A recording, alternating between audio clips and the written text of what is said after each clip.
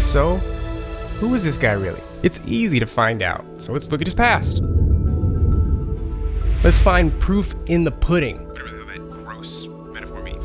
It doesn't take much research, and after reading a now defunct Grant Land article, another sacrificial lamb on the altar of Bill Simmons' ego, it seems that DeMarcus Cousins, growing up, the kid, DeMarcus Cousins, was a sensitive, reactive kid who was constantly concerned about folks taking advantage of him, being misunderstood, pretending to be something and turning out to be another. He wore his emotions on his sleeve, as they say, and battled with the idea that he was basically grown man size at the age of 15. And that drastically changes how the world interacts with you. Even family members said he didn't have a regular growing up experience. He didn't get to do all the regular high school, adolescence, growing up stuff. He didn't even date much. It was all basketball. And I'll tell you, a young man around nothing but older men is toxic. And in terms of altercations, on record is one altercation he had with a bus driver. And his high school suspended him for the second half of his sophomore season because of it. And that incident defined him in the eyes of a lot of people in the media. Like when Jameis Wilson stole that crab.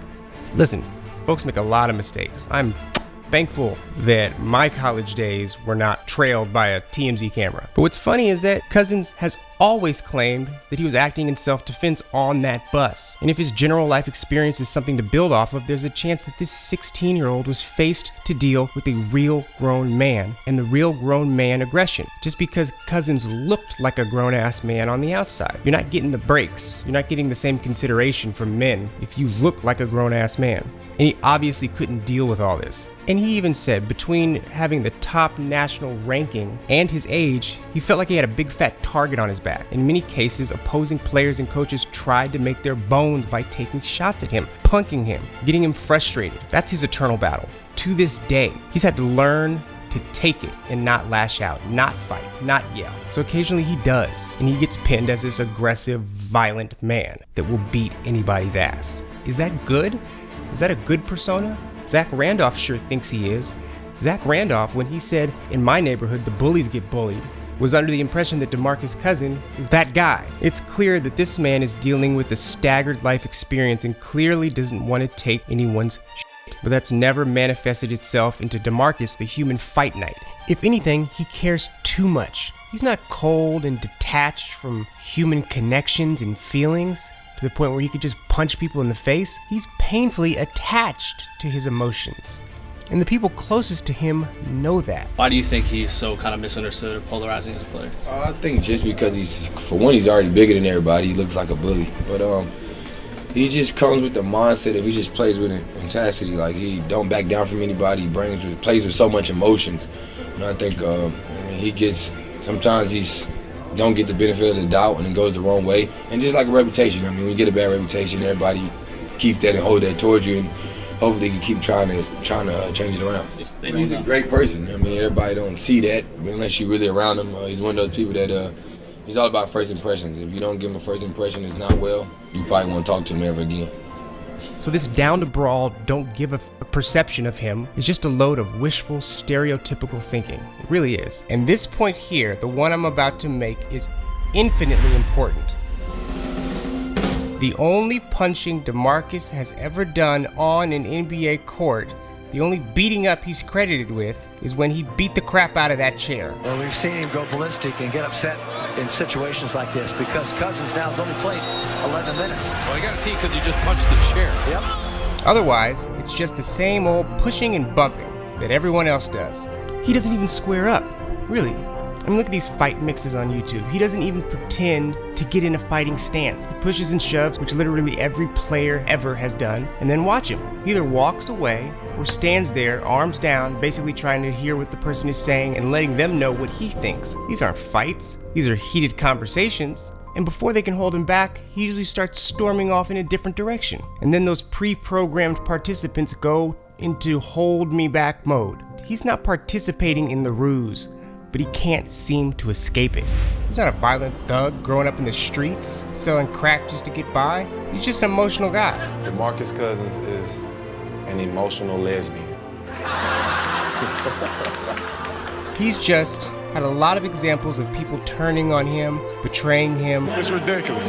It's obvious what's being done out here. It's on a nightly basis. I hope the world can see now what's really going on out here, because it's getting ridiculous. It's really ridiculous. Man, this city done put me through so much. I had to stay loyal to it the whole time. Hey, I just want to know how you gonna stop God, man. God give his hardest battles to the strongest souls. The marathon continues. I'm out. And like any other honorable man, he just doesn't want you to bring his family into it. Got some real issues. Don't ever mention my brother again. You don't know my brother. I see this as all selective perception. And here's an example. One day in his rookie season, after a close loss to OKC, DeMarcus was clearly not happy, especially with how the final play went. And he directed his outrage towards the inbounder and 10th man, Dante Green, who didn't pass him the ball. This disagreement led to an altercation in the locker room, which led to a team-issued suspension. A suspension that was executed by pulling him off the team plane while it was on the tarmac, as it was just about to leave Phoenix. They pulled him off the plane, bags and all, and left him. And they did it this way by choice. What the fuck is that? That's cold. That's embarrassing. He had his bags packed and everything. I mean, damn. They took him off the plane like he's a terrorist or something, like he was shouting Allah Akbar. Here, a few quick notes here. No, they didn't suspend Dante Green, though, who physically participated in the altercation, and by that, they showed zero deference towards their star and future of the franchise for a simple rookie mistake. Then, even worse, team leadership publicly called DeMarcus out for what happened in the confines of the locker room. And then, the dipshit coach, in an interview with the local paper, went out of his way to reveal other incidents DeMarcus had been in. Mind you, these incidents were also behind closed doors. The type of thing where functional NBA teams usually avoid talking about. And here's your kicker. Every scenario, every incident was about basketball. It was all about the game for DeMarcus. Can nobody see that he's just not an angry person in general, in need of discipline? He was in need of a team, a coach, a GM that knew what they were doing. And yes, he should have been pissed that he didn't get the ball for the last shot. And yes, he should have yelled at the coach that other time.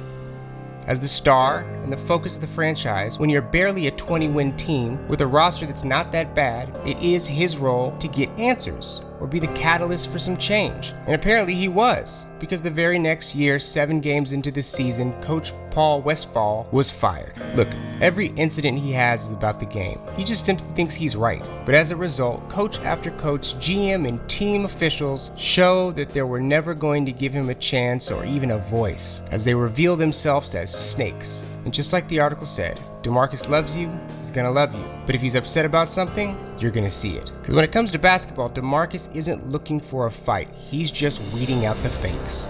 We all know the second he finds his way to a winning team, all this passion towards the game, the stuff that's getting him in trouble, is gonna start getting framed in a positive light, as good for the team. But until then, this partial perspective on his character is a distraction and a problem. And these desk jerks just slurp it all up. And to prove my simple point even further, here's another story. Back in college, somehow, DeMarcus Cousins' phone number got leaked to a whole bunch of Mississippi State fans. And what do you think a whole bunch of garbage can Mississippians did with that number? Well, exactly what you think. They sent him a ton of vulgar and racist text messages. And some of them even had the audacity to call the number and leave the same sentiment on his voicemail. Now, in the ESPN article written by Ehrman Brennan, Ehrman continues, explaining how one would predict that DeMarcus Cousins would probably handle this situation poorly. And then he goes on to mention Cousins' on-court arguments with refs and disagreements with players, extrapolating that DeMarcus should almost certainly explode with anger as a result of this racist deluge. But to Ehrman's surprise, DeMarcus doesn't. To everyone's surprise, he not only takes it in stride, but he even answers the phone occasionally to talk to those whack jobs, as Ehrman puts it. The article even recounts DeMarcus was laughing the whole thing off to reporters, as if he doesn't seem to take this nonsense personally. Why is this surprising? Good Lord Jesus Christ, he's not a monster. He's not a pillaging barbarian. He's played basketball his entire life. He intentionally chose not to participate in a series of adolescent experiences, weighty moments in growing up, to dedicate himself to basketball. So he clearly takes basketball stuff directly to the heart, especially when folks continue to try and take it away from him or make basketball a toxic experience. They keep saying he needs discipline. Come on guys, discipline. Discipline is showing up to practice all those years in his teens and not skipping to pursue other things.